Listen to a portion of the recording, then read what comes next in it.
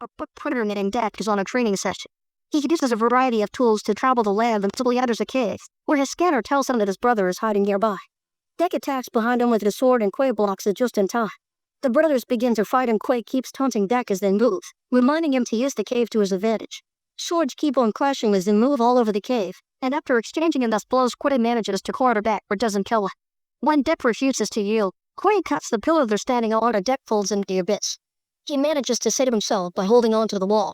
He climbs back up and attacks Quay again. Later on their ship, Quay tells Deck it's time to choose a prey so he can earn his place in the outer clan.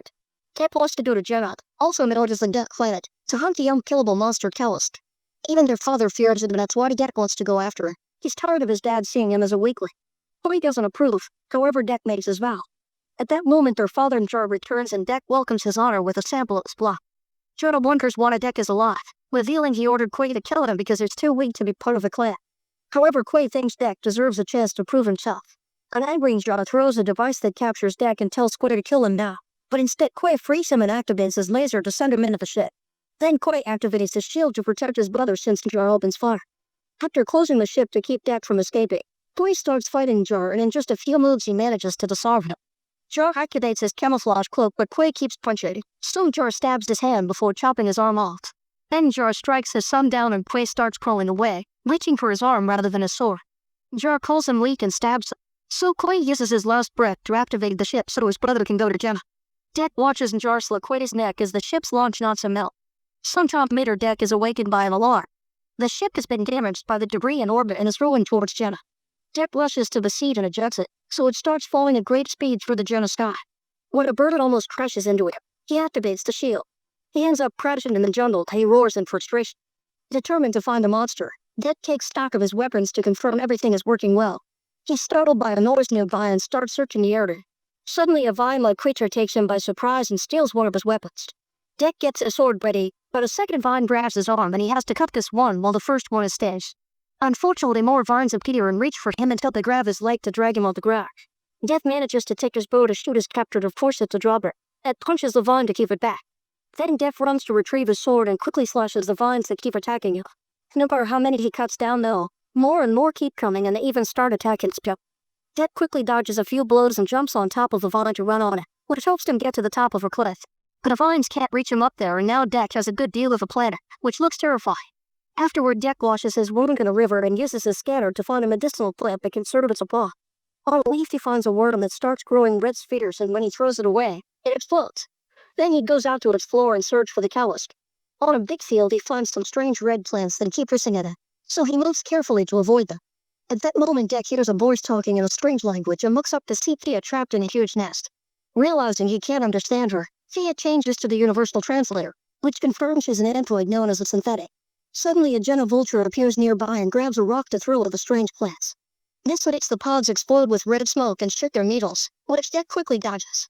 Thea explains that the needles can paralyze him so that the vulture can eat it. When Thea offers her help, Deck says that the out hunt alone and Thea gets as his heater to the Callusk. The vulture throws more rocks and multiple plants are activated, so Deck is hit by the needles. As he starts feeling dizzy, Thea asks for a weapon, so he tosses one of his blades at her before collapsing.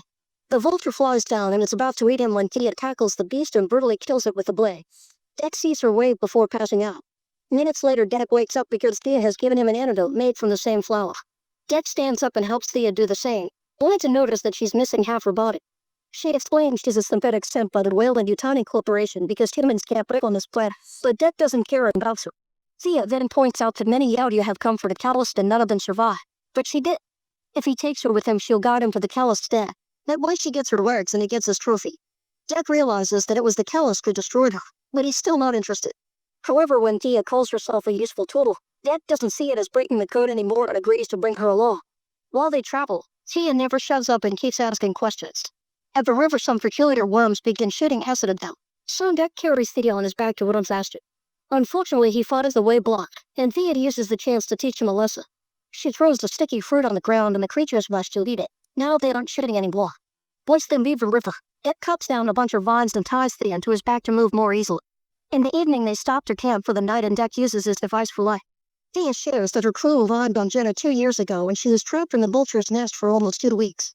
She had hoped that another synthetic named Tessa would come for her, and tells Deck that they have a higher sensitivity than other moths. Deck sees sensitivity as a weakness, but Thea thinks it's an advantage to understand other creatures. Thea used to be stuck in a lab, but one day Tessa brought her out to explore. Unfortunately, that was also the day that the Callusk attacked them. Meanwhile, at the crew's new base, it's revealed that Tessa looks just like Thea. She received severe damage during the Callusk attack, so now she's in a pod being repaired. Tessa keeps repeating Thea's name and remembering the incident, so the computer reminds her that her priority is to catch the Callusk. The computer also detects the presence of a Yatmia and classifies him as a threat. When Tessa finally wakes up, she's told that Thea was captured by the Yatmia. In the morning, Deck goes out to hunt for fruit. He comes across a bone bison, which is usually Callusk fruit. Deck tries to move ahead but has to move back when he discovers that this field is covered in razor grass. When Deck's about to throw his blade, a small creature jumps from a tree and lands next to the duo. Thea can't identify it and Deck lures it, but the little guy just lures back. Then the creature starts chasing after the bison without issues because its hard skin isn't hurt by the razor grass. Furious about having competition, Deck starts jumping from tree to follow the bison too. The lake breaks a branch and the duo falls, so Deck pierces the tree with his blade and stops the fall light before they touch the dangerous grass. When the bison runs near them, Deck jumps on it and stabs it. However, the bison throws them off by using another tree. The small creature rolls ahead of them and a frustrated Deck tackles it to start a fight, which means Thea often gets smushed. The little guy has surprising strength, but after some struggle, Deck manages to grab it by its neck. At that moment, the bison comes running toward them, so Deck throws his sword and holds the bison's mouth open as the blade proceeds to cut it in half.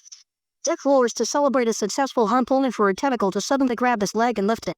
The duo has been captured by a Luna bug, whose tight tentacle tongue is stopping Deck from activating his devices. When it is about to be eaten, the little creature jumps into the Luna bug's mouth and blocks its teeth with his hard skin, breaking them. The Luna bug is in so much pain that it spits them out and leaves by walking on the razor grass. Desperate for revenge, Deck cuts down a tree to use it as a bridge. The little creature is rolling down the field already and a little bug captures it with its top, but at that moment Deck lands on its head. He stabs the monster with his sword and makes a large cut that finally kills him. Meanwhile, Tessa and her crew of synthetics are searching for Thea. They find Deck's pod before they're attacked by the vines. The crew quickly opens fire to slow them down. Then they activate their flamethrowers to burn all the vines down. In the evening, Deck and Thea make camp again. The little creature is still following them and copying every move of Deck's because it's impressed by how he hunted the bison. Thea names it Bud while Deck shares the roasted meat. Thea asks Deck about his family, so he tells him what happened with his brother and father, but he refuses to accept he's grieving when Thea uses that word. He points out that Tessa counts as her sister, and Thea likes the concept. In the middle of the night, Tessa and her crew find Deck's share, which crashed after he jumped out.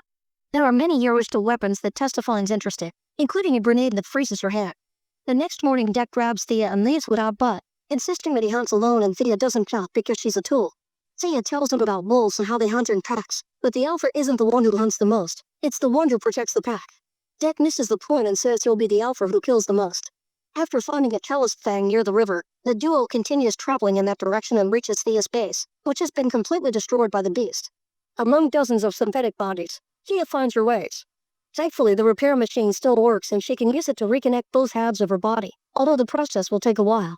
She thanks Deck for his help but also apologizes and tells him to leave because she's activated the beacon to call her crew. Thea explains her team is also after the Callusk, so she can't let him kill it. Deck refuses to leave, saying he'd rather go down with honor than run like a Callusk. In the middle of the wreckage there's some spilled oil, so Deck sets it on fire to create a smoke cloud. The Callusk soon appears and throws Deck down, damaging the sword. Deck uses a piece of metal as a shield and slides under the Callusk to slice its belly. Then he throws his small blade at its head and cuts its tail. However, the tail quickly regrows and the wounds close because the Callusk has regenerative powers, which explains why it's considered unkillable. The monster captures Deck and throws it against the repair machine, which causes Thea's legs to fall off the table. When it grabs him again, Del cuts its tongue to free himself. The fight continues and Deck has to dodge several attacks while Thea tries to retrieve her legs. At that moment, she sees a gun on the ground and opens fire at the Callusk to distract it. Deck uses the chance to throw a chain at the Callusk's mouth and activates a machine that starts rolling up the chain, which drives the beast back. Next, Deck takes Thea's gun and starts shooting. When a monster attacks him with its tail, Deck dodges it and closes the storage unit door to trap it. Now he can run up the Callusk's body and make a big jump above its head to successfully decapitate it. Sadly, this is still not enough to kill it and the head quickly reattaches itself to the body. The Callusk folds Deck down with its head paw and sniffs it. The snow it finds prevents it from attacking. The moment is interrupted when Tessa throws a grenade to freeze both Deck and the Callusk so she can capture them. Sometime later, Deck wakes up strapped to a table in the crew's vehicle. Thea is in suspension mode because she's connected to the repair machine and Tessa has read all her logs. She doesn't understand why Deck's alive since the out here usually kill weak children and says that belonging to a company should be an honor for her. Then Tessa wakes up Thea and congratulates her for getting just specimens. She gets Deck a painful injection to experiment on it, so Thea tries to swiftly save him by pointing out he's a god and therefore not ideal for science.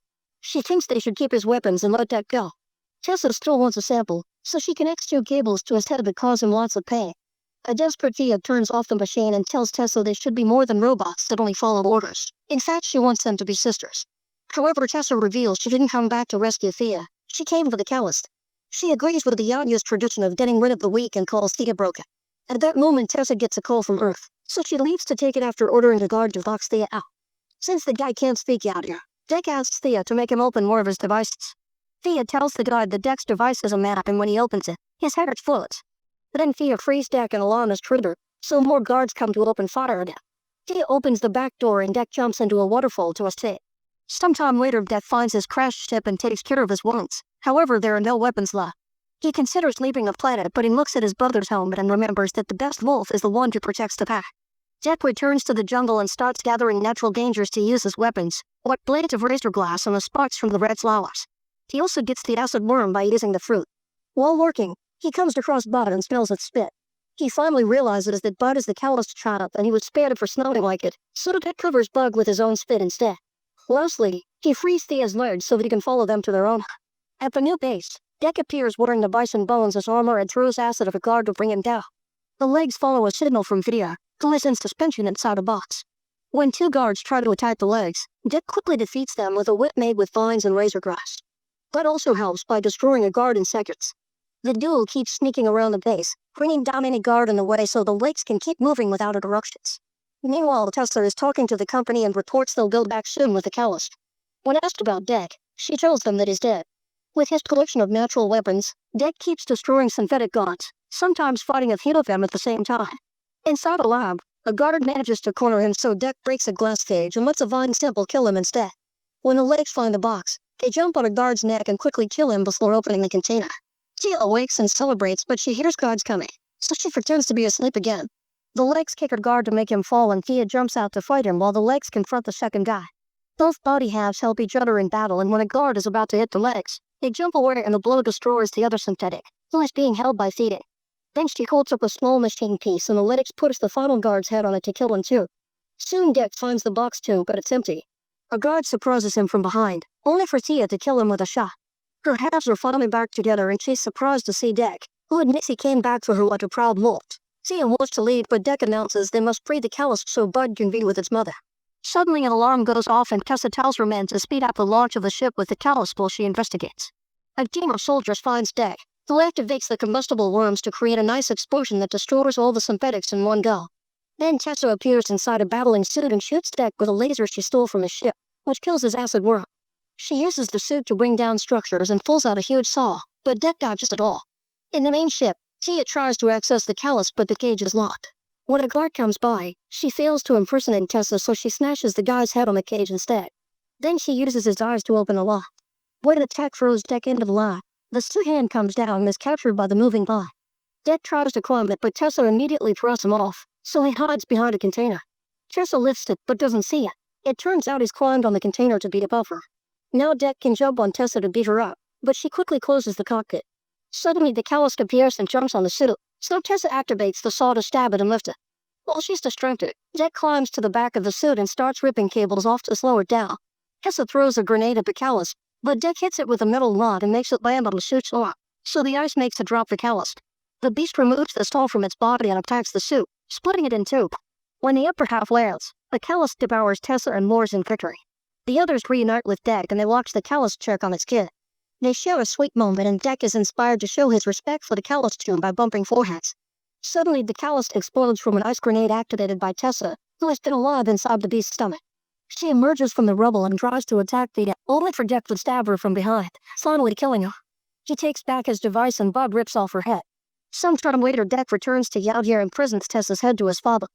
Njar still thinks he's a disgrace and sends out 2 guards to kill him, but Deck moves fast and easily kills them first. Then Deck fights Njar, who hides with his camouflage cloak. Deck activates the ship's engine to create a sandstorm that allows him to see his father's location and cuts his arm off to stop it. Then he captures him with the cage device. When Deck symbolically stabs his dad's helmet, Njar takes it off and says that Dell can join the clan if he shields. However, Dell says he already has a clan before a grown-up Bart eats Njar's head. Thea congratulates him while Deck takes his father's cloak. At that moment, another ship appears and Deck says it's his mother.